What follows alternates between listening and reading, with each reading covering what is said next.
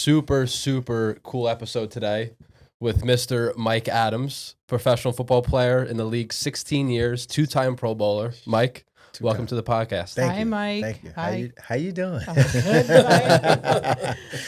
Mike. Mike, sad to say, you were supposed to come here last week. Yeah.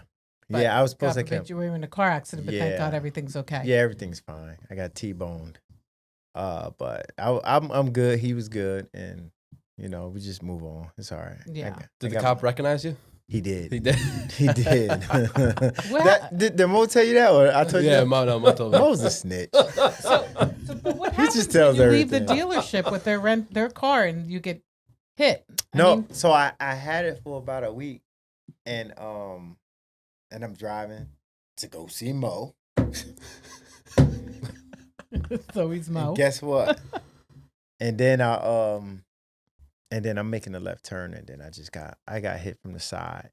But he was healthy. He was good. I was good. So I just, it doesn't matter, right? Yeah, it doesn't matter. It was actually not a rental car, but a dealer's car, right? Car. Yeah. Yeah. So it was a guy who hit you. Yeah. Imagine if he got out and tried to come at you, not knowing who you are. He did. Oh, he did. Oh, he did? Yeah, he did. He got that angry. I calmed him down real quick. Oh boy. Real quick. What by what? Getting out of the car? Yeah. Once I got out and then he saw me, then I just gave him a look and I said a few things. Beep beep beep. And he decided that he didn't want to take that path. Nah, he didn't want to take that road. Okay, well, that's a good thing. That's a good thing. Absolutely. But the best part about it Accidents is happen. that Mike showed up today, and he's a local product. Right out of Yes. Paterson, and it just goes to show that talent is everywhere, and you just have to want it enough to get from where you started to the pinnacle of the professional levels, and that's what this guy did. Yeah, I definitely want to talk to Mike about yeah. mindset. So if you could just give us a little bit of your background and the love of the game, and when at an early age did you actually know that you were different and that you had more ability than some of the other kids around you? So born and raised Paterson, New Jersey. I grew up on Godwin and Carroll, drug infested area. 7 brothers, 1 sister. It's 7 of us all together. 6 boys, 1 girl. And we all just played with each other. We played with each other all the time. We played football, and I wasn't even the best one. My Really? older brother was the best, and then my younger brother, and then it was me. I was the try hard guy. You know what I'm saying? I was the try hard guy, and I just wanted it more. Not just in the family. I'm just talking in general. I was never the biggest, or strongest, or the fastest. I just wanted it more, and just growing up in the drug infested area. Where you see gangs, you see violence, you see kids growing up single parent household, which I did. I didn't meet my father till I was 25 years old. Wow. So God bless your mother. Tell me about it. And she's strong. I was raised by 2 women. And growing up without that father, it helped you do things that you might miss.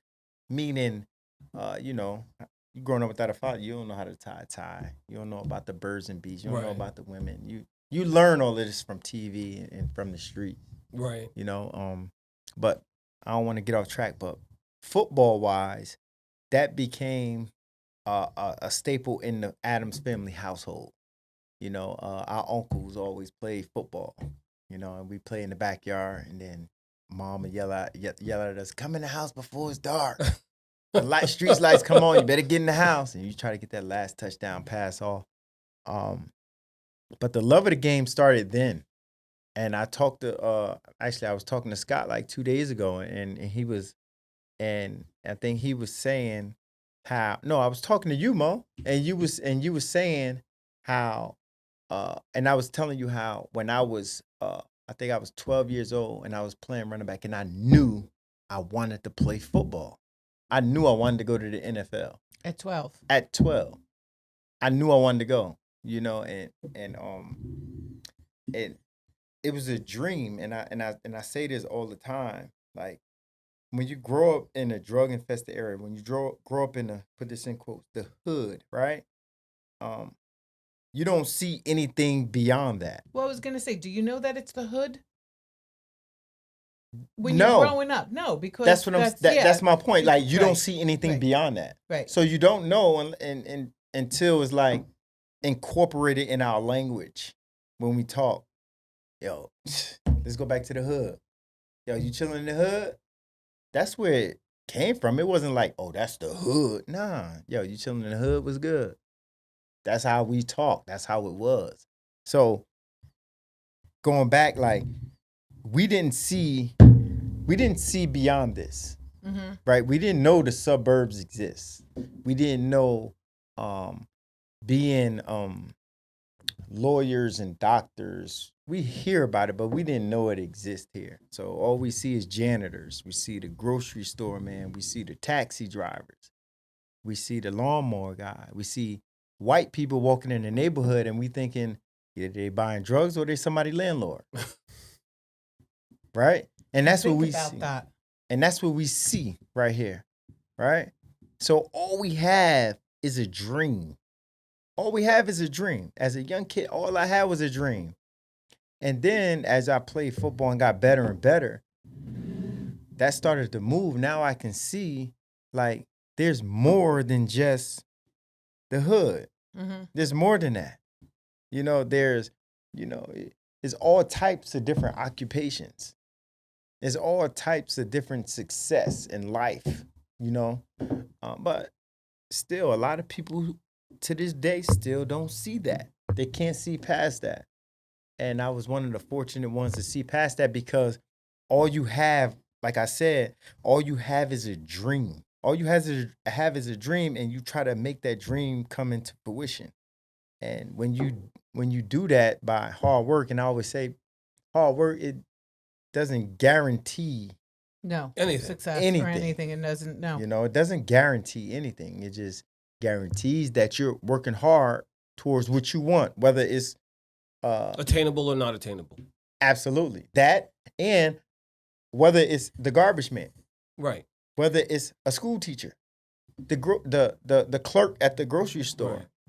He works hard too. Right. You can't tell me he doesn't work hard. Mm-hmm. You have to try to be just the because, best. Just because he's a professional athlete and he worked hard toward it doesn't mean the next person didn't. Right. But do you think that there wouldn't have been a dream if you didn't have football? Like, so I'm trying to picture myself a kid growing up. Well, I think what do they think? There's no dream in their head. Like, that's so sad to me. No. That's all we have is a dream. But I think also because you had a passion for something. If you don't have a passion, what becomes your dream? Okay. I mean, I know that's a little intense, but that's true. No, I get what you're saying. But let's just say you don't have a passion, right? Mm-hmm. You still dream. Yeah. Because you got TV. Mm-hmm. And nowadays you got social media. I wish I had that car. We used to sit on the corner and be like, bingo, bingo. For all the best cars that come past to say, that's my car. That's my car. That's a dream. Yeah, that's a dream. So let me ask you this. I think that also growing up in an environment where there's drug infested gangs and you're near the projects basically, right? You're in the projects but that's normal. There's nobody thinks that anybody's any different or anybody's any better. So sometimes I think your aspirations become the people that you see that look like they have success. That's exactly already. what I'm saying. You don't see beyond that. Right. That's what I'm saying. You see the janitor, you see the teacher, you see the school teacher, you see the guy that work in the store. Right. And you also see the drug dealer. Right? And you go, hey, he's got success. He's got the car. He's got the women. He's got the jewelry. But then at some point in time, you have to make a decision as to, do I go down that path or do I stick on the straight and narrow? And who was that one person? His mother. That grabbed you in either high school or junior high school and said, hey, Mike, you have a real talent. We think you can make it to the next level. Even if you only played college. We think your ability can take you to the next level. So let me tell you what changed everything, right? I'm in high school. True story. I'm in high school. And I'm a sophomore. I'm a sophomore. And go to the game, and I play wide receiver. Coach don't throw me the ball. I'm not playing. I feel like I'm on the bench. Wasn't doing nothing. You know what? I quit. Went home. I ain't tell my mother. I wasn't gonna tell her. I wasn't gonna tell anybody. I just wasn't gonna go over to practice. I quit. So I ain't go to practice. Coach came. White man, John Arado, came down to Godwin Avenue. Him, Tim, and Jim Lentine. Because they both taught in Paterson at one point, and got me and said, "No, you too good. Let's go." What's the problem? I want the ball. Like I'm too good to just be sitting on the bench. If I'm sitting on the bench, why am I there? You know. And then as the season went on, and I got in the game and I scored a touchdown, and it was in the front page of the newspaper, right? My mother, she went to every corner store and brought every, I can curse? Yeah, Yes. Fucking paper there was. I love it. So she came back and brought all these papers here, and I seen a smile on her face. And that's where I knew what I wanted to do. Wow. So That's what it was. A picture. It took a picture in the paper. It took me to quit. It took a picture in the paper for a young man to realize that. But that's There's something here. Yeah. Where's mom today? My mom passed away. She did. Sorry My to mom hear. passed Sorry away. to hear. Now, I would let me love ask you this to have her question. here. That'd been awesome. Did your mom get a chance to see you play professional football? No, she passed away right before draft. She Right sees after you. the draft. She saw you. Right after the draft. Right after the draft. Right before I graduated college. She passed away. And your college was? University of Delaware. Okay. Went to University of did. Delaware, graduated. I forgot. I didn't skip the round. I apologize. I You're just good, started you're good. rambling sometime. Yeah, because when you were talking about the high school, I don't know, are the high school coaches even not all? This is probably a bad thing to say, but equipped. They don't really know, and the kids are young. What talent's really gonna go forward, right? Nah, you can see. They wouldn't be. Yeah. I mean, I think. No, I think you can see. I think. Listen, there's always going to be cream. The cream always rises to the top. I mean, you can dump in a cup of black coffee. It's going to rise to the top. So you can find talent. Talent is everywhere, but it also depends on the person that you're looking at and saying he's talented. What drives him? What motivates him? I'm sure his why in life is I want to do more for my family. I want to do more for my mom. I want to do more for my brothers and sisters, and to take them out of where they were so that they can see a different side of life and they can experience a different side of life. So I think that, his why is probably what kept him in the league for 16 years. But 'Cause that's my a thing long is, career. even in college, even in high school, I wasn't even the best. It was this guy named Gerald Hayes. Where's he today? He's home now, but he played 9-10 years in the NFL. And Jamal Bowie, like, though every college, you name the college, I say yeah. You name a college, I say yeah. They came to see them too. No one came to see me. Nobody. But I used them as chum. You ever go fishing? Mm-hmm. You been Yeah, I've fishing? been fishing, yeah. You know what chum is, right? Mhm. Chum is what you throw in the water. The right? bait. The bait. That's all it is. Bring all the bait. Everybody come. Right? So that's what I did. I used them. So when they went out there and ball, and I knew the big fish was coming, so every time I got the ball in my hand, I made something happen. Okay. And now I made them see me. Who's that Adams kid? Who's that? Yeah, I had to make them see me. Now, how many other colleges recruited you? So the funny part about it, the schools that wanted Gerald Hayes, like Pittsburgh, Rutgers, Oklahoma, Wisconsin, they said, okay, if this guy comes, We'll take you. if this guy don't come, we'll take you. But, and it was like that.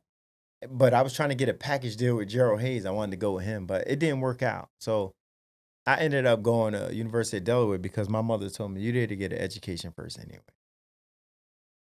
So I ended up going there. I don't want to say settling because I am getting inducted to the Hall of Fame. Yeah, I mean, so that Nice. exactly. Let's go. Congratulations. Okay. That's I didn't the say best. settling, but I ended up going there, University of Delaware. So you guys beat Colgate too, right? And was it the championship? Yeah, 40-0.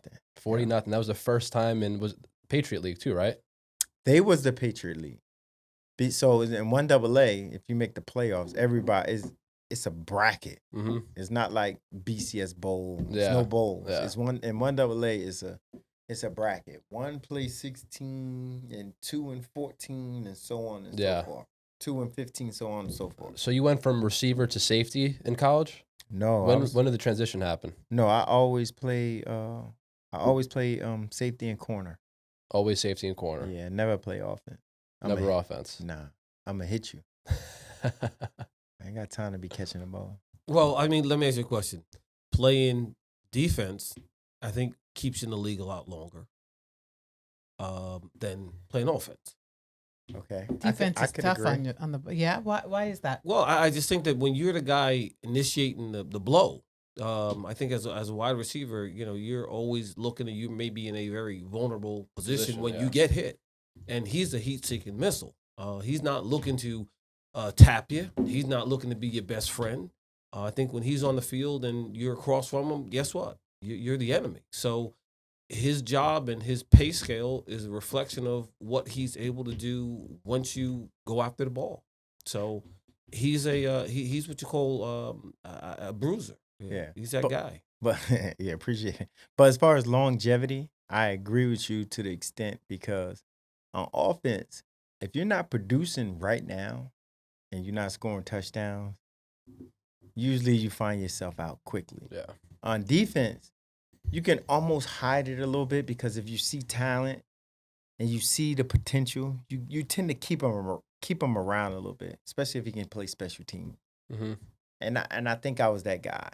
So you started out special teams. Yeah, special team. What was your first team? San Francisco 49. Okay. San Francisco 49 was my first team. I was there for 3 years. Went to the Cleveland Browns. Where you met a good friend of mine, Brian Schaefer. Big Schaefer. I was there for 5 years. After there, I was at the Denver Broncos when we lost the Super Bowl here to Seattle. I was there for 2 years. Then I ended up going to the Colts. I was there for 3 years, my best years. There with the Colts. Then I ended up going to Panthers. I was there for 2 years and ended my career with the Houston Texans. Yeah, playoff game. Yeah. I watched that game. Yeah. I watched the game. I'm sorry. Who was your favorite team to play for? Colts. I like the Colts. Colts? Peyton was there too, right? At that time? No, he was gone? He was in he was with me when we played for Denver. What was he like? He's a good player. He's good. Good guy? Yeah, he's a good guy. Good guy. I feel like all the Mannings are just super nice. Eli, Peyton. I don't know about super nice. No. He's a good guy. I gotta ask the question. Stuff you guys want to ask. What is the best stadium to play at? Ooh, best stadium, Arizona. Why? Arizona? I wouldn't think Arizona. It's beautiful. Really? They got their grass, right? It actually rolls out the stadium Oh, really? Crazy. and rolls back in, and it's nice. It's beautiful. Their stadium is nice. But now, all these other stadiums coming along, like LA, yeah. and that was nice. Vegas, that's nice. Mm-hmm. I had the opportunity to play in every stadium. Who has the craziest fans? Tie between you got Oakland Raiders, the Eagles, and the Browns. Oh, are Philly right there. Eagle. Yeah, Philly. Yeah. Philly fans are And little, Oakland, little oh my touched. God. And Steelers are more like those are my birds. Those are my birds. So I mean, Fly, Eagles, fly. Hey, listen. We might not be the friendliest fans. We may be a little bit rowdy. We got a jail downstairs in the Absolutely. stadium. Yes, you do. But you know what? We love our team and we're passionate about the team. I don't agree with the violence, but we're passionate about the team, and the only way to, as a fan, to show you appreciation, sometimes you may do things that you shouldn't look be back doing. later on and say, "Hey, I wasn't on my best You behavior." get caught on the moment. I tell everybody this. I was telling it yesterday. Somebody when we went down to VT, this Southern family sitting behind me, prim and proper. The game This starts. mine? Yep, that's yours. It's vodka. No. Would you like vodka? They were prim and proper until the game started. Then they got crazy. The mouths on these little girls and the mother. I couldn't believe it. I couldn't stop laughing. Yeah, that was funny. They were hysterical. Yeah. What was it like playing 16 years in a league, though? That's crazy because a lot of guys just have a cup of coffee, 1 or 2 years, but 16 years, not many guys make it. It's hard. It was hard. A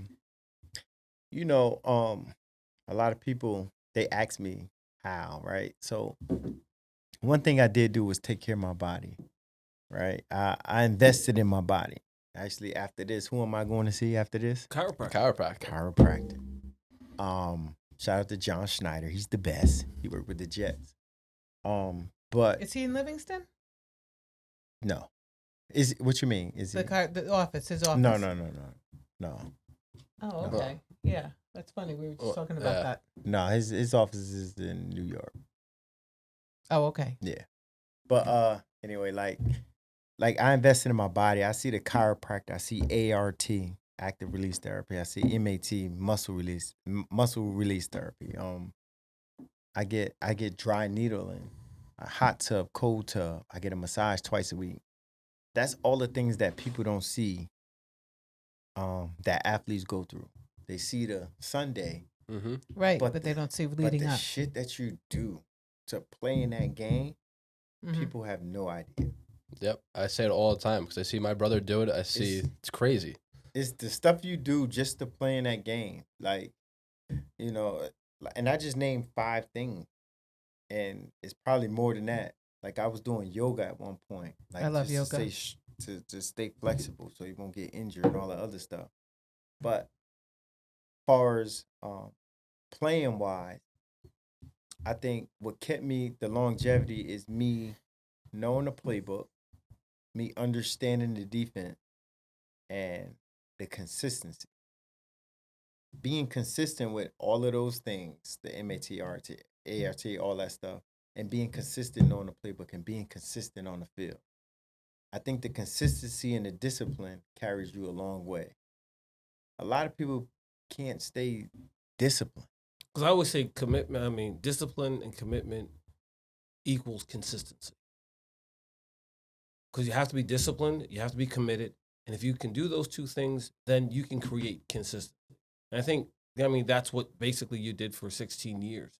And I think that, more than that, I think that the things that you probably are doing after football, and I know you've been coaching in Chicago, and that you are teetering whether to get back into that arena to go back to coach or be a Joe Civilian and do the other entrepreneurial businesses that you're involved in, because he does a lot of community stuff. And Mike is one of these guys that I'll say he goes back into the communities.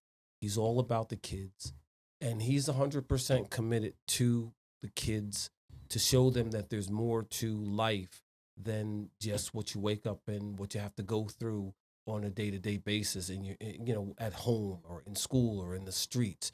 He's one of those guys that is committed enough that he puts the burden on his back, and he carries it. And he carries it. I'd say it's a medal of honor that there should be more guys like this guy that goes back and backpacks for kids and camps, and he's got a football travel team that he sponsors. And people just don't get to see that side. Most people just see, hey, this is Mike Adams. He played 16 years in the league. He's a 2-time Pro Bowler. He's got, I believe, 27 interceptions. If 30. Okay. I need those 3. Okay. Listen, but guess what? He's got 30. He's got 30 interceptions. But I don't think his football career doesn't define Mike as the man that he's become. I think the football career is something that you look at and you take pride in acknowledging his accomplishments. But I think that the things that he does off the field far outweigh what he's done on the football field, and he's a big education guy. So respect. Thank you, Mom. Listen, when I met you, you're a doll. You're like the nicest person. Hey, I actually paid him to say that. How much? That's important. Thank you. That was nice, Phil. What are your summer foundations that you work with? I have my own foundation, Team Adams Foundation. That's awesome. Like Mo/Phil said, backpacks. I do a football camp. I do free haircuts and free hairdos for women. I mean young women and young men before they go to school. I do a free football camp. I do. I usually go around the schools and I just pop up at the school and go to the they principal. must go crazy. And I go to the principal and I say I just need to talk to a couple guys, couple groups, and then he'd to bring them all down to the auditorium, or he'd tell me to go to a couple classes. He or she. I mean, I just say he. That's pretty. Listen, cool. he did I'll tell you. Here's a quick thing. the- Mike was involved in. I want to say maybe 2-3 years ago. He was doing a coat drive, in Paterson, and he called Plaxico, and and Thanksgiving. That was around Thanksgiving. I think it's near Thanksgiving. So I gave away food and jackets, and so me and Plaxico were out at the sushi lounge, and Joe, the owner at the sushi lounge, and Mike called. He said, "Hey, I'm in Paterson doing this drive. Why don't you guys pop down?" And you know what? True to form, and listen, Plaxico is one of my best friends too, and we got in the car, we drove down, support Mike and his foundation, and you know what? You get a chance to see somebody interact with kids and adults that a lot of them have known him since he was a kid. Mm-hmm. And to see that he's gone back into the community and helped those that when he was a kid, now they're adults, they're older adults, and he's the one coming back giving. Yeah, I that's mean, pretty that's a incredible. true testament awesome. of what I would call, your mom and your aunt. They did more than a job of raising you and your brothers and your sister. They are Strong Oscar women, winners. they are. Yeah. They're Oscar winners. I mean, Will Smith, Look, take the Oscar away we from were going him. to talk about And- that. I was and- going you know what? ask Mike what he And if thought you of want, that. I'll go up and smack him, take the Oscar away, and get presented to Mike Adams Well, wait, and the before Adams Before family. we start with that, can people donate to your foundation? Because we can leave a link on the bottom. Yeah, absolutely. All right, so Awesome. when the podcast drops, we'll leave a link so people Okay, can cool. donate. And I'd like to partner with you for coat drives, food drives, everything. Say no more. Yeah, because I got to tell you, my clients are very giving, and let's do it. Okay. Yeah, I cool. think that'd I'm be with cool. it. I'm with it. Okay, So we coach. got to change this. I have to ask on you my a coaching question. hat. Yeah, I got to put you on the coaching. I don't know if it's called the screen. Nikolai, he's probably cracking up right now watching this. You know when they pass it like lateral? Yep. Doesn't work. Take a knee. The defense is too quick. Somebody's going to get hurt. Why do they do that? Okay. So it's a run. So the quarterback, when he comes to the line of scrimmage, right? The first thing he reads, first thing he does is counts how many people is in the box. Now, if it's 8 people in the box, you can't run the ball.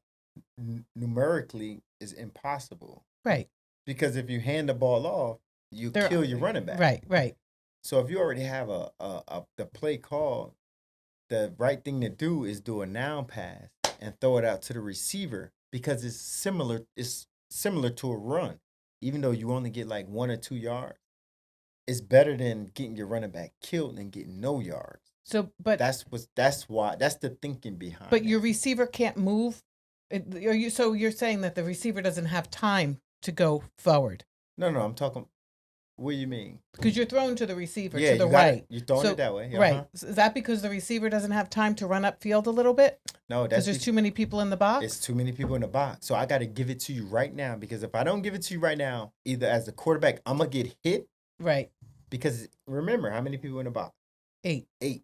So either I'm going to get hit or my running back is going to get smashed. So to avoid that, throw it out to the receiver. And you hope that he gets a couple yards. Just get a couple yards. See, But I say take a knee because you never get you don't get any then yards. you're losing yards. But I don't ever see you But gain you're losing anything. yards. Yeah. But But see, it- you but- explained it right because. But all think right. about it. If you throw it out there and you make that one guy miss, you make the cornerback miss, it's a touchdown. Yeah. Because there's only Yeah. 3 people back there. I've yet to see it, but okay, I'll watch a little bit. Unless if more. Mike's out there, then you're in trouble. Yeah. Or I like in high school when they run to the short side of the field. Uh-huh. I don't You get don't that. like that. What the heck? It's a Why? change up. See, in high school is different because the hashes are so Yeah. wide. The hashes are big. So it's wide. So if you run to the right, the ball will be on the right hash. If you run to the left, the ball will be on the left hash. So if you think about it, from a defensive standpoint, I know where you're gonna run to the wide side of the field. So to change it up, offenses say, you know what, we're gonna run to the short side where you're not at, and that's where sometimes you can make your hay. You can do it. You can make your hay. Okay, I like that. So no, you explained it to me. I'm learning. No. You like the blitz?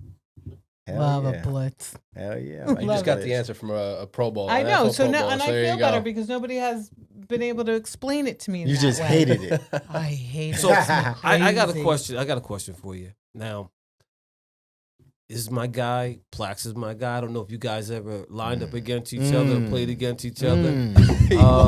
But No, isn't there a name? who wins the battle? Me. How many times have you faced him, and how many times have you stopped him from getting to where he's trying to go, or how many times has he Plax is going with the back shoulder fade. gotten past you and taken it to the house? So I faced Plex once, but I wasn't on him. I was on Jeremy Shockey the whole time. Okay. And this was in 2005 when the Giants came to San Francisco 49ers. Okay. And that's when, But I didn't, I wasn't on him. I was on Okay, so Shockey the whole what do time. you think what do you think the outcome would be? If he came across the middle? Yeah. Oh, I mean, yeah. he's 6'5", 6'6". What that mean? Thank you. We're gonna get into that. What next, does too. that mean? What does that mean? That means Explain. Well, look. Well, first of all, Tell me what that hold means. on. Okay, one, he's a big target, Okay. and he was fast. He wasn't slow. He was fast. Okay. So him coming across the middle, you'd have to if he's in stride, it might be a little tough to put a good lick on him. Yeah? Yeah. Okay. So I said it might be. Maybe I'm wrong. you are. Okay. Absolutely you are. So if you want, you can go back to you can YouTube this if you want. YouTube Julio Jones coming across the middle versus Mike Adams. Okay.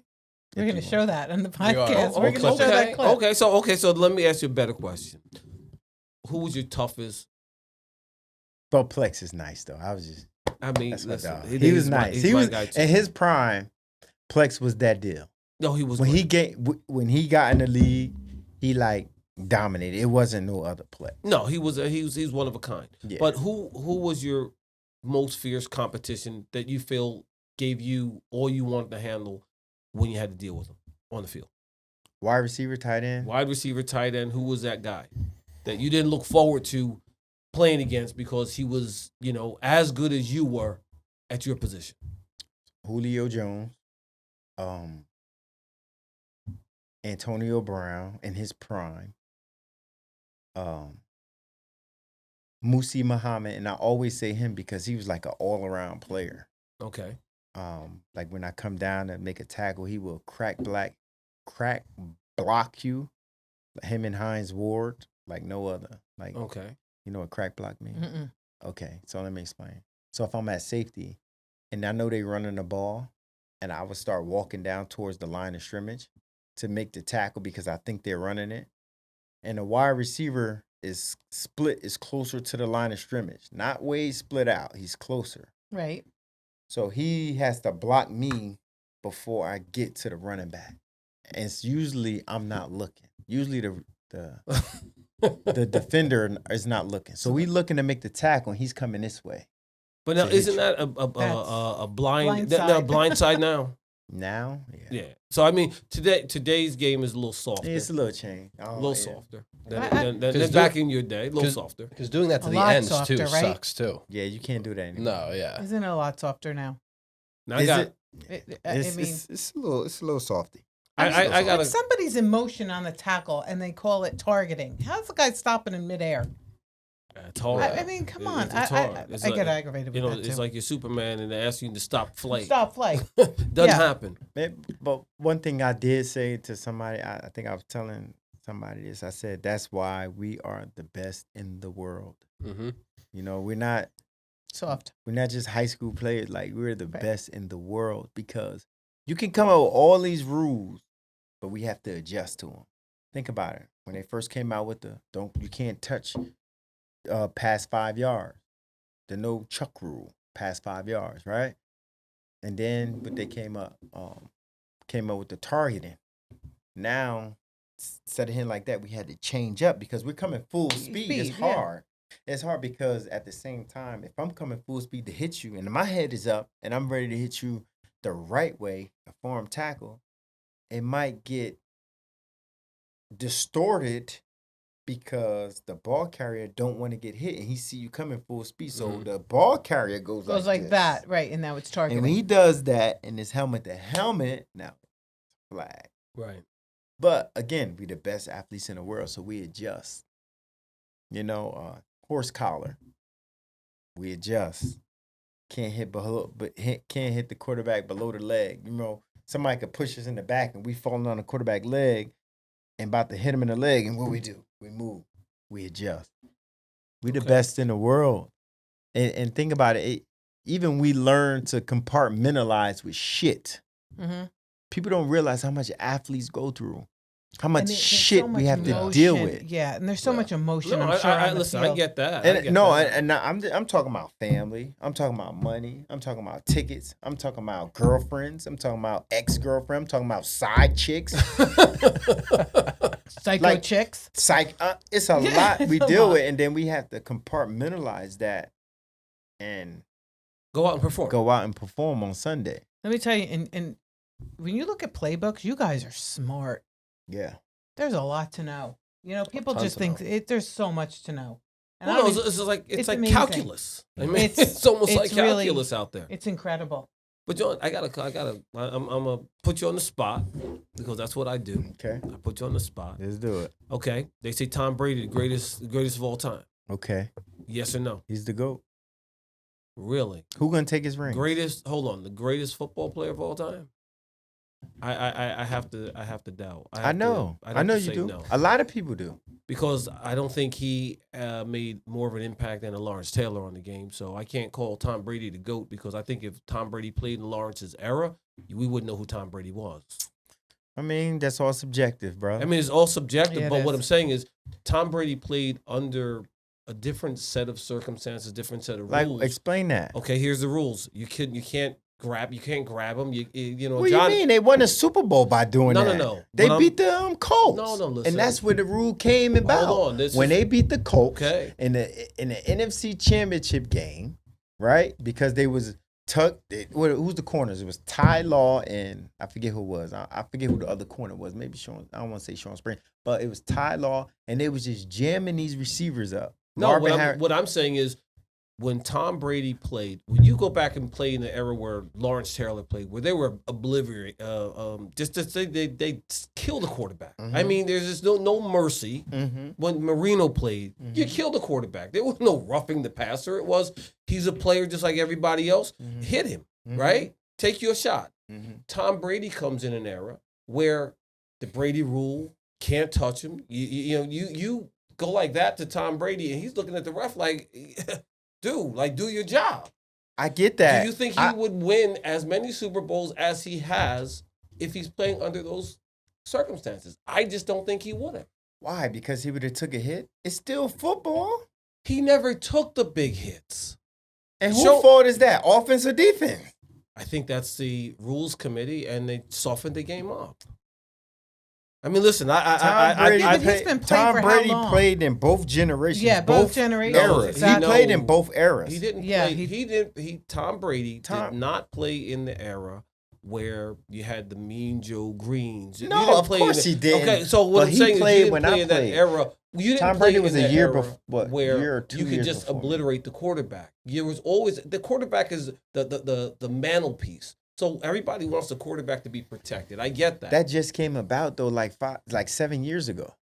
10 years ago. Let's say 10. Okay, all right. Let's just say 10 years ago. So what I'm saying is, in the last 10 years, he was still in his 30s. How many Super Bowls has he? Tom Brady has never been hit the way.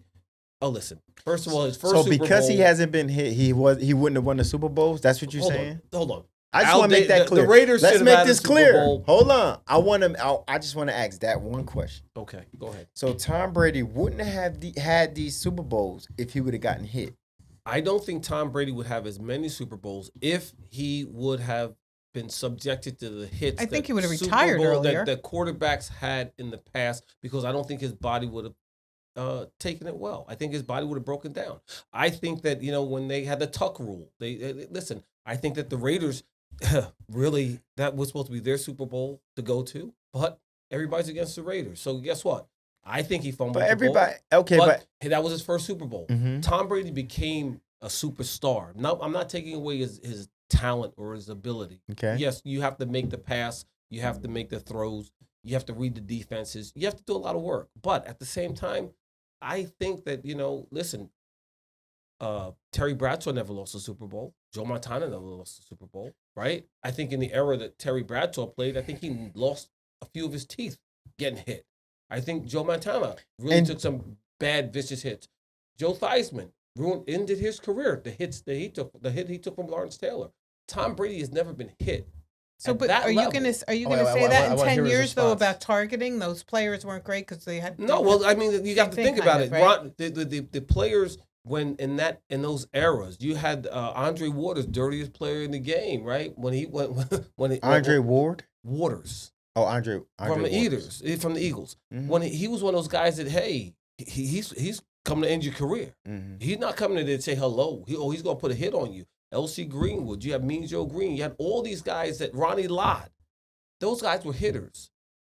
Who's ended? I think they're hitting Leonard harder Marshall. now. No, not Leonard, but who ended the wide receiver from Darryl Stingley's career? Jack Tatum. Those were hitters. Tom Brady never endured that type of punishment. But what does that have to do with winning Super Bowl? It has a lot to getting to the Super Bowl. You have to get from game 1 to the end of the season and win the championship. If you're getting hit like that, maybe you do not. But those guys that got hit, those hits that you talking about that happened, that didn't happen every Sunday.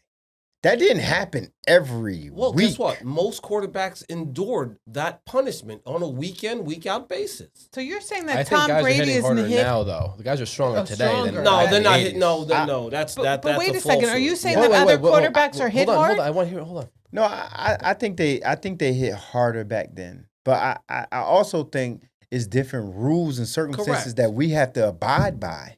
But the Correct. game's You know? 10 times faster, though. Well, now. I mean, I agree. the game is faster. But what I'm saying is like this. It's like with basketball, right? We sit back and we go, LeBron James, is he the GOAT? Michael Jordan, is he the GOAT? Michael Jordan played in a different era, right? Where you come down in the paint, you got to pay a toll. You just have to pay a toll. LeBron James doesn't play in that era where you come down the paint, you got to pay a toll. Would LeBron James be the same player he is today if he had to face the bad boys, he had to face the Knicks coming down into the paint? I don't think so, because they punished you. Listen, they punished Jordan for the first 6 years. They didn't, no hello, how are you? No fraternizing. We're not friends, we're enemies. But can I clear it up for people that are listening? Do you mean that Tom Brady is the only quarterback that's not getting hit, or you're saying all quarterbacks now? We think of Tom Brady as the GOAT, the greatest of all time. I'm saying I don't think that he's the greatest of all time, only because he did not endure the same punishment that some of those other quarterbacks have gone to. Okay, so because Joe Montana because he didn't endure what defeated. everybody else went through, and he had 6 rings. Okay. And he lost two, right? So how many did he lose to the Giants? I mean, let's see. Eli beat him in the Super Bowl. So Okay, what more that than mean? one time, one or twice. He got 6 rings. The greatest of all time normally comes back and avenges the loss. Some people will play as long as he did. Don't have any. Yeah. He had 6. He's I got get more it. than Who's some second? franchise. Who's second has the most? What franchise? Yeah. Rings? No. Rings. Yeah, Rings. quarterbacks. Well, listen, Montana's got 4. Yeah. Brady, Bradshaw's got 4. All right, but 6 is a lot more. Yeah, but And guess he what? goes down to Tampa But and you got to wins the remember, first year. they don't got 5. played longer. They played longer seasons, right? So, and what I'm saying is the rules have changed to give Tom Brady a little bit more longevity in his career. It gives him that ability to play a little bit longer. Those guys that played back in the 70s, they're not. Look at them today. No, when but they I know, retire, but they're this is not in what good shape. I think this But is what what Mike that- is saying, though. He takes care of his body. Brady, I mean, there's a Might lot take care more of his he body, goes through. But than if most. you're not being punished as much as your Yeah, predecessors, then But it's a what big you got to difference. define punish, because like those big hits, it does not happen on one person week in and week out. Granted, you get sacked, you get hit, but as far as like those big hits, those are anomalies. Those are like those are highlights. Okay, but what I'm asking here's maybe you're misunderstanding what I'm saying. What I'm saying is the rules that Tom Brady plays under. All right, the rules that he plays under. But you know on what? The field, you know what's crazy? They're a lot softer. You know what's crazy? So the rule, whereas though you can't go by quarterback needs. Remember the year Tom Brady, somebody fell on his leg, broke his tore his ACL, and that's when the Patriots they went 11-5 and they still missed the playoff. They changed the rule, right? Why? Brady rules.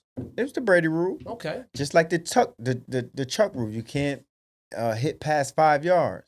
That's the Indianapolis Colts rule, because the Patriots was killing them. They wouldn't let their receivers off the line. So let's say that's the Colts rule. Right.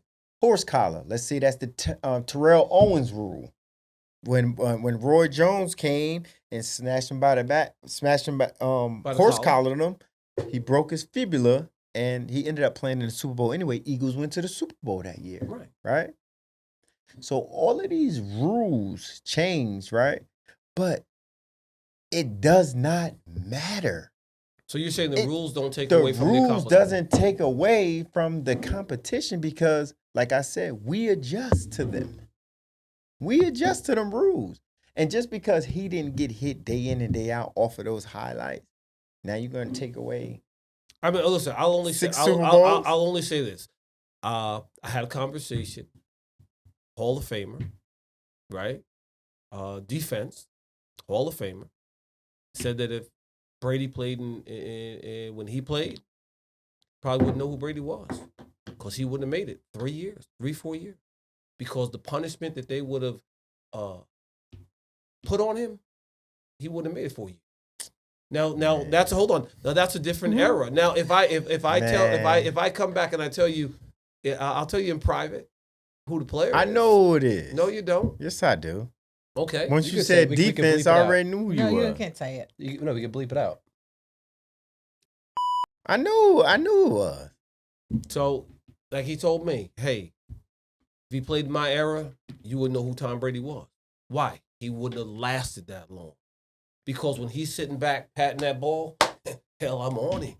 Yeah, but you don't know who's protecting him at that time. Listen, listen, Lawrence Taylor changed the scheme of how you played the game when he's on the field. Lawrence told me that, when he started out with the Giants, Bill Parcells, he said, if you always look, Bill Parcells is always hollering at him, because he said he didn't know plays. He didn't know plays. He said he would just look on the field, and if he didn't realize what was going on and why this guy was there, that guy was there, he said, to hell, the one thing I know I can do that nobody can't stop me is I can rush and get to the quarterback. So he said, he'd rush, get to the quarterback, create a fumble, and come back on the sideline. And Bill Parcells is like, God damn it, you're in the wrong spot. You're not supposed to be able to. He's like, well, hell, I created a fumble. Still, you're doing the wrong thing. He said he'd go in, make the quarterback throw an interception, still doing the wrong thing. He said, so one time he's in the game, it's the second half of the game, and he goes, sees the lineup, and he says, hell, I don't know why this guy's there and that guy's there, but you know what? I'm going to rush the quarterback because that's what I do best. He said they created a interception. Leonard Marshall runs the ball back for a touchdown, and he comes on the sideline, and Parcells is like, God damn it, that play is not in the book. You're not supposed to be there. And Lawrence said, well, shit, coach, next week it should be in there. He said next week, that play, that defense, it was in the playbook now. But so what I'm saying is, yeah, that was a guy that changed the way the game was played because you had to prepare. Nobody else, I don't think any other player in the history of the NFL changed the way you play offense because of a defensive play. Okay. If I'm not, and maybe I'm overstepping my bounds. You might be a little bit. But I don't know. You're saying LT. No, LT changed the game. No doubt. I'm not taking nothing away from LT. He's a GOAT, right? I think to me, Period. him, Jim Brown, those guys were the GOATs in my eyes. I mean, that's old school and that's your era, right? That's old school in that shit. Okay. But if you think about changing the game too, and you talking about Tom Brady, he changed the game as well. Oh, he did. He did. Right? Now, let's say LT is coming off the edge.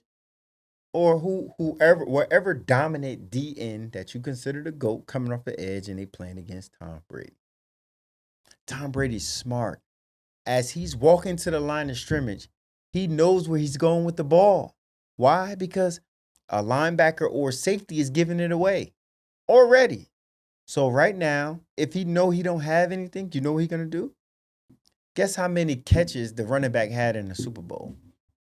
I have no idea. Yeah, 19. Fact check that. 19 catches by the running back. Throw into the blitz.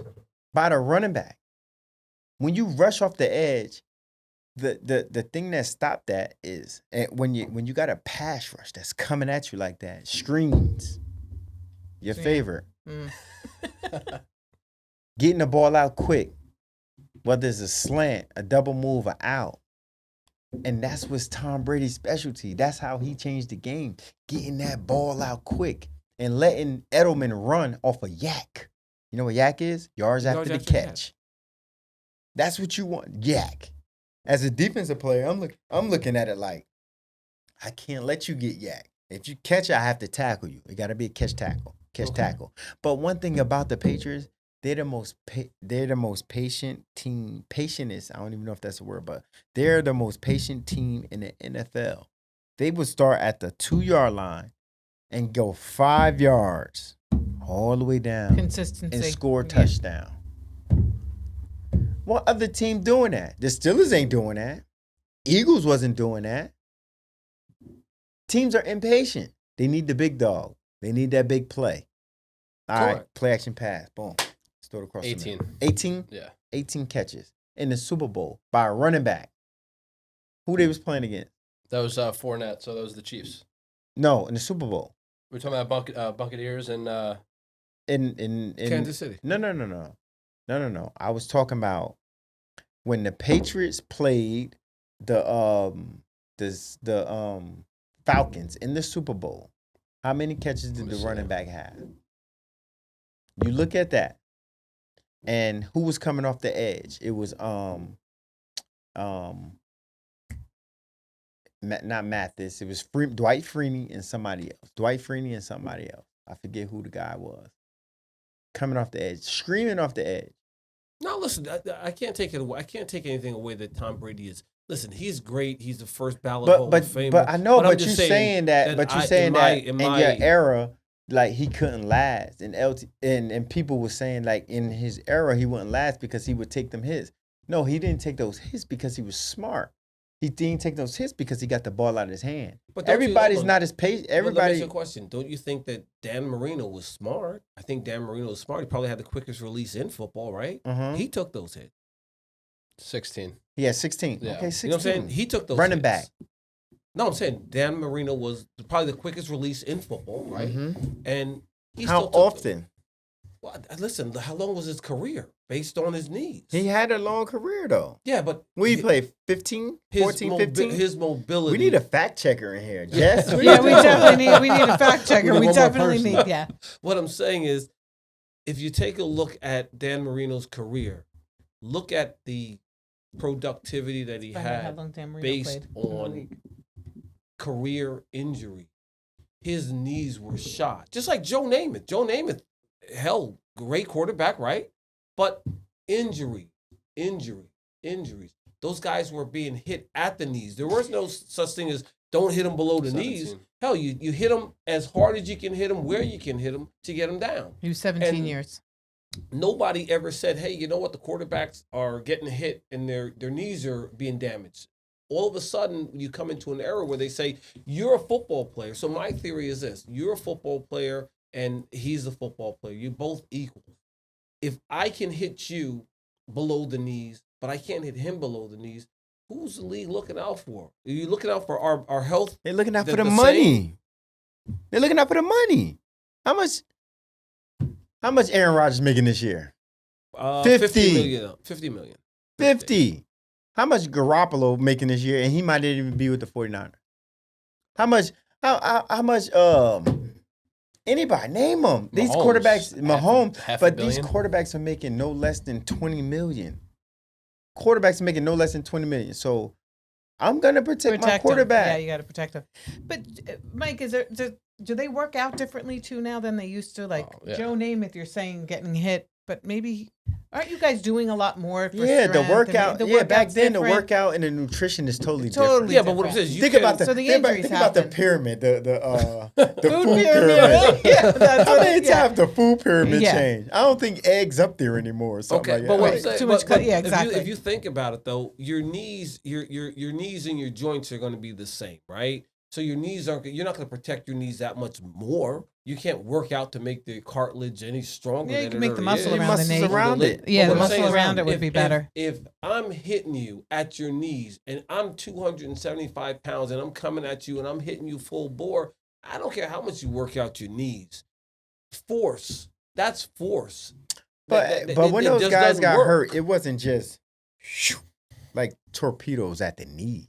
Well, Trying to take the knees out. It wasn't listen, that. I don't think that you initially went after somebody. I mean, I think there's eras where guys were targeted. I think there were bounties. I mean, let's be honest. Let's go in a different direction. I mean, no, let's be honest. This guy. I think there were bounties. Oh, you think they were? Huh? Oh, well, listen, I'm pretty sure there were bounties out there on a few players. Oh, yeah. And you know, some coaches have been kicked out of the league because of those bounties that they put out there on certain people. I don't know anything Now, about you that. played in the league. You played in the league for 16 years, and I'm sure you've heard of bounties. But I'm not saying you. I mean, it was participated. worldwide news. Everybody heard So, about what I'm saying, it. you never participated in one of them, but I'm sure you've heard of them. I have. I mean, Okay. it was worldwide news. It So- was news. There you go. So if you can put a guy out of the game, Mhm. right? Okay, what's the job? You eliminate the threat on the opposite side of the ball. Eliminate the threat. Take out the threat. Let the rest of the guys be. Did you just Take give out a the, definition of a bounty? Did you just put a bounty out on somebody just now? I didn't put a bounty on anybody. Not Recently. me. Did you just say like, let's You get rid take- of him you and get take rid him of- you out? get rid So of you're the saying biggest- bounty this guy out? What I'm and saying is you get rid of the biggest threat. If it's an offensive play, get rid of the biggest threat on the field and let the other guys beat up. It's like what they did with when Jordan played, right? Hey, if we can, let's stop Jordan. Let the rest of the Bulls beat him. Let Pippen, let Bushler, let Kerr, let Grant, let them beat us. what a but lot you know of people what? don't realize, Michael's like- not gonna beat us. Well, people don't realize, even in basketball, you can say what you want. Basketball, football, whatever. Again, we are the greatest, the best athletes in the world. You're not stopping LeBron. You're not stopping Jordan. You're not going to stop Tom Brady. But you can minimize some things. You can minimize them. You can Minimize the damage. take some away. Instead of 30 points, you might get 20 or 25. Instead of 10 assists, you know that day instead of 5 assists, he might get 15 because you want the ball out of his hands, right? Yeah. Right. Just like Tom Brady. You want him to get the ball out quick. You want him to get the ball out quick, right? You want to minimize some stuff. Because if you don't and you give him time back there, Correct. he's The going more up time- top. Right. That's what I'm saying. And that's what and he's got time. He can diagnose what's going on the field and pick you apart. So listen, Plaxico always says he thinks Tom Brady is one of the best that ever did it. And you say he's the GOAT. So I mean, listen, you guys played against him. So I'll take your word. I'll take your word. Great watch. Thank you. Who's the hardest quarterback to read? To read? To read. Brady. No, I Was didn't Vic think. good? I didn't think Michael Vick. Yeah. Oh yeah, he was good. He was He hard to wasn't read? hard to read though. No. Nah. Mike just played. Yeah. He just It played. was like a video game. Yeah, he played. He didn't sit back and read nothing. His arm was so strong. He believed that he can hit every hole in every pocket. So Who's the best passer of the ball that you've seen? passer. Yeah. Like just so impressive, whether it's a long ball, short ball, he could just do it Aaron all. Rodgers. Really? Aaron Rodgers. Behind him, probably. I've seen a lot of quarterbacks. Mm. How about the guy who looks like Will Ferrell? Ben Roethlisberger. Ben. Yeah. Ben, he had a long release. I think he does. No, he was good. Ben was good, but he wasn't the one. Like maybe Pat Mahomes. Pat Mahomes is behind Aaron Rodgers. Well, how about I know I'm missing somebody. How about this kid? Now, I don't know where he's gonna, how he's gonna do, but I think he'll rebound. I think he'll. Giants quarterback. No, I think that Danny Dimes is. He may be trading in dimes, converting coins for cash soon, but he's not I don't think he's a starting quarterback in the NFL. I think he's a backup, but I don't think he's a starter. I think the Giants will be shopping for a new quarterback. But I was going to say Deshaun Watson. I think he'll bounce back. D4 is nice. I like D4. Oh, Yeah. my bad. Deshaun Watson. Yeah. I think I think he's going to have a bounce back, and I think he'll be better than he was. Because I think he's got a lot to prove. Chip on his shoulder, right? Yeah, well, I think he's got not just a chip, but I think he's a young kid, just a young kid, and you make some mistakes and things happen, and you got to move on. But you're always gonna have that that scarlet letter on your back. Are you good on time? Huh? Are you good on time? It's 3:45. I'm just checking. I got Go ahead. one I hear question you. for Mike. I hear you. So Go ahead. so that's all I'm saying is I think that he'll do something, and I think that Saquon will have to find a new home. I don't think he'll be with the Giants this year. I just don't think you can pay him what he thinks he's worth. He's still on his rookie contract though, right? Yeah, but this is his fifth season. So Yeah. if they have to pick up the option, but why are you gonna? I don't think you pay a kid that hasn't been healthy enough to be on the field for. I don't think he's been on the field maybe 2 years out of the 5. He's a great kid. Yeah. Great kid. But, his history is just he's been injured. But let me ask you this. So if he's not trying to break the bank, would you keep him around? Yeah, I would. But I think that, you have to look at it from his perspective, and he thinks he's a talent, and he is a talent, but is he worth what he believes he's worth? I think he's nice. I like him. I think he's a good player. I just think he need to stay healthy. But can you pay a guy off of that? No, I wouldn't. Like you have to prove to me to play a full season. Other than the rookie year, we was fresh. Right. I don't know what happened after that. Maybe he hit the rookie wall. Maybe I don't know. I'm not gonna speculate. Leave that alone. When I look at Saquon, I just think that he's one of those kids that. He wants to give you everything he's got when he's in between the line. And because he gives you so much effort, he makes himself maybe a little bit more vulnerable to take a hit that maybe he's not necessary. Yeah, he doesn't. One thing about running backs, a lot of running backs don't avoid hits. Like they like to try to run you over. Think about LaDainian Tomlinson. Yeah. LaDainian, he was like he's one of the best that ever do it. Hall of Fame right now. He never took a big hit. Frank Gore, he gonna go in the Hall of Fame. Yeah. That's my dog right there. That's my man. He never took a big hit. The thing is, you don't take the big hit. You don't have to. A lot of these guys, they come out and they try to run. I'm not saying Saquon do this, and I'm just talking in general. Are they just trying to prove themselves, maybe? I don't know. I don't know what it is. Fournette, if you're Derrick Henry, Fournette tried to do it. Fournette, Fournette does it a lot. Derrick Henry, if you're Derrick Henry, guess what? You are the hitter. Yeah, you just that locomotive that says if you stand in my path, I will make a poster. Mm-hmm. I will make a poster. So everybody that I see Derrick Henry running toward, they're like, you know what? Excuse me, because he's that guy. He's that guy. What was your hardest hit besides Julio?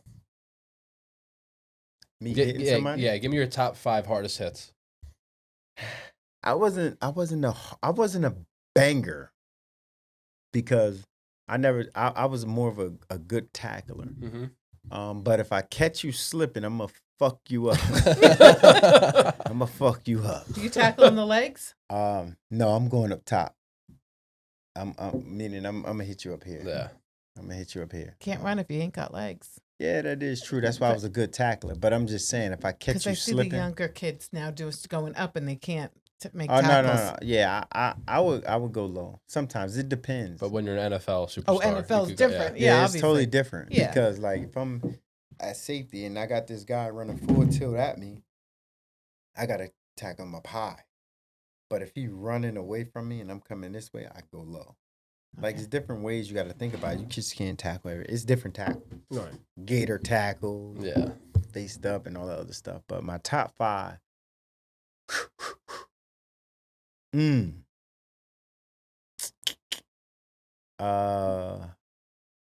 Bengals. Was it Ocho? Was it? No, it wasn't Ocho. This was against a running back. I think, what was the name? Cedric Benson. I think he passed. No, I didn't. Cedric Benson. Okay. So that's 2. No, Cedric Benson's 1. He's 1? to Seattle. Because he's 5. My top one was Julio. That was Julio.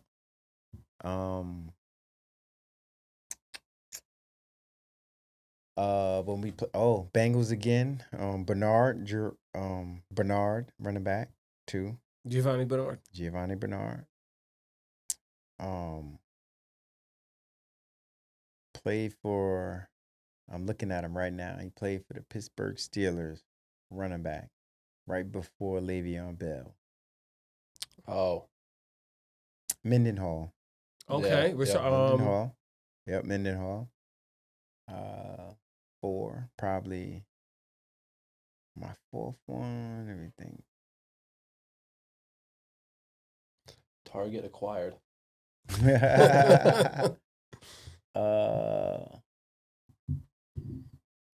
Who was it? I don't know. Could tell I didn't have that many. So he only We'll- had we'll come 4. back He to had it. 4 Okay. great I had hits. 4. Were you a chirper though? Yeah, I on was the gonna field? I wanted to just ask that question. You guys go at it a little bit on the field, like talk shit to each other? That's all I do. Yeah, I Oh, like yeah. that. Being I'm a talking. safety, you gotta. Oh yeah. Because sometimes you see players, they're from the opposite teams, and they're just like looking at each other, and I know they can't be just saying hi. No. Oh yeah, I'm talking. So shit. who talked the most shit to you as a Oh opponent? shit. Oh man. Everybody. Does it affect you? No, I like that shit. You do. Cause I'm talking shit back. Was it different, like coming from like a rookie's perspective than getting to be a veteran? Was like the shit talking different? Yeah, it's different. Yeah. I remember when I was a young cat and I started talking shit. I was talking shit to Isaac Bruce. Him and Torrey Holt. I was at the 49ers and they was the greatest show on turf at the time. And I said something to Isaac Bruce. Isaac Bruce said, looked at my number. He said, Who are you? I'm going to show you. So when you're talking shit on the field, is there anything that's off limits, or you just trying to piss? You just trying to get in somebody's head? Nah, I mean, it's a line you don't want to cross. You don't want to talk about somebody's mother and all the other stuff. I mean, I know guys that do it. Oh, because that'll probably get them really going. Yeah, because these are our peers. You know, we're gonna see it. I'm gonna Right. see you at the Right. Super Bowl. I'm gonna see you at a club. I'm gonna see you at the party. Right. I don't want to make it too personal, man. Right. Because it's all mutual respect at the end of the day. It's respect. Right. But I'm gonna talk my shit. No, that's good. Who was the number one shit talker receiver wise that you played with? Receiver that I played with. Yeah. Or played against. I know Ocho was Des up there. Bryant. Definitely. Des Bryant's up there. Ocho definitely was up there. I like Ocho. I love Ocho. I like Cinco. Ocho. I don't know why. But How I about do too. Antonio Brown? Nah, he don't talk shit like that. He'll Really? say something here and there slick, but he don't really. Really? Yeah. Like he like before the game. Well, he does. He'll say his slick stuff and then just walk away. I remember we was playing against him with the Browns, and he came, and I was pissed off. I was hot. He caught a pass. He said, "I own you, pussies." I said, "You motherfucker." I was hot right there. But that's my dog. I got a mutual respect for him too, man. I like him Nothing too. but respect. with, He's one of the best to Antonio. ever do it. Yeah, man. I never seen a Was guy Plex a track talker down. on the field or no? Plex be talking smack, but he don't. Yeah, he does. He does. Plex can't help it. Well, I think he said that his first game he was played against Deion Sanders, and he said he burnt Deion for a long. So I'm sure Those Deion. words back and forth. Listen, I'm assuming Deion wasn't one to back down. So if he took him for a long one, but Platt said, he could always run. He said one thing about him: if you let him get a step on you, he gone. Yeah, he's gone. Oh. That's what he said. He said, Deion was like, I might not get them high as they used to. Oh, but they gonna get up. He said, my legs there, they ain't gonna get high as they used to, but they gonna get up. Now, was Deion as good as advertised or better? Mm-hmm. And how about Darrelle Revis? Mm-hmm. No question. So who would you take? Different. They had different games. I think Deion was faster and athletic. I think Revis was more fundamentally and technically sound. Really? Revis won't let you win in the first 5 yards. And if you think about it, the whole football comes down to those first 5 yards. And if you don't get off the ball as a receiver, the time is off. The quarterback is like, take you so long. And now he got to go somewhere else with the ball. And Revis was like the master at that. Really? Yeah. So I think that's the hardest position, though, cornerback. It is. You got to keep up. You got to be the best athlete. We got to be as good as you are backwards as you moving forward. Yeah, it's crazy. So who do you think is the best corner in the game today? Today? Yeah. Body of work wise, I think Ramsey's up there. Yeah, he's definitely up there. He's definitely up there. God, but I like so talented. I mean, how do you even pick? I like Xavier Howard. He's good. I like him. Oh, listen, I mean, all these guys are phenomenal. I mean, listen, I if I don't bring up this one name, then the young kid from Green Bay, I also like him. He's good. Yeah. But if I don't bring up this one name and get your thoughts on him, it wouldn't be the show. Sean Taylor, how good? Oh, Sean Taylor's that deal, man. Like watching him when we played them, when I was in San Fran and he was in Washington. I think just watching him just move around that big, and back then the shoulder pads was like, so it made you look even bigger, and he was just phenomenal. I don't know how he was as a person, as a man, but the player that I saw, yeah, he Hall of Fame material, no question.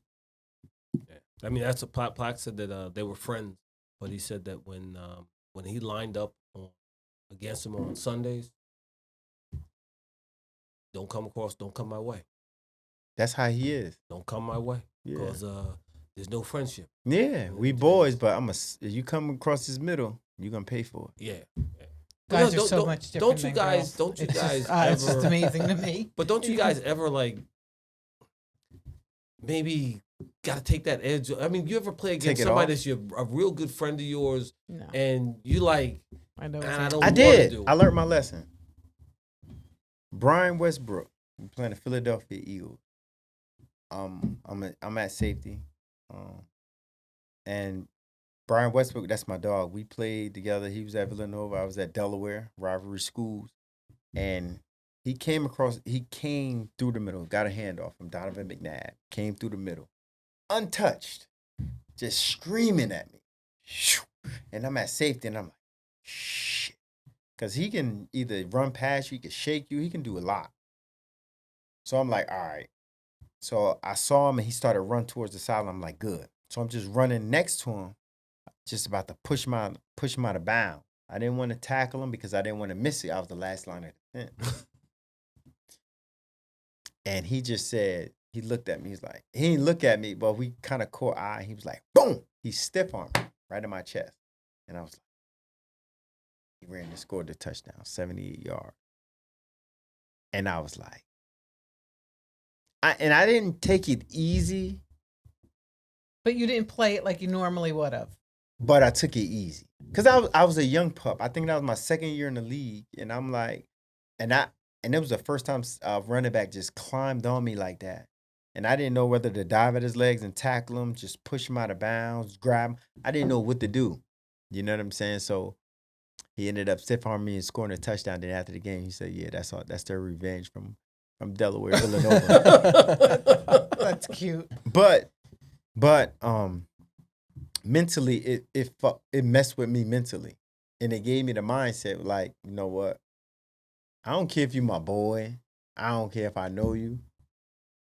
You come across this middle, I'ma smack you. You come through that hole, I'ma smack you. I know what to do now. Sometimes you gotta fuck it up to get shit right. Yeah. Okay. And I fouled that one up. Well, no, that to me that's big. But you learned from it. It's all good, but yeah, I gotta move. You gotta go. Okay. Yeah, Mike, this was awesome. I'm Mike, 30 thank over. you. All You're right, 30 babe, over. you know what? All I can say is I appreciate the fact that you came in, spent some time with us. Would you come back again? Yeah, I come back. You would? No. No, I want to talk to you I about kids just in general and recruiting and all of that. Yeah, I think it'd come be good. I do that. All right. Awesome. I Thanks, got Mike. Thanks, No Mike. doubt. Appreciate That's it. it. Listen, today we had the great Mike Pops Adams. I mean, Respect. we ain't gonna let out here nickname is Pops, and we know why. Respect. Later. All right, baby.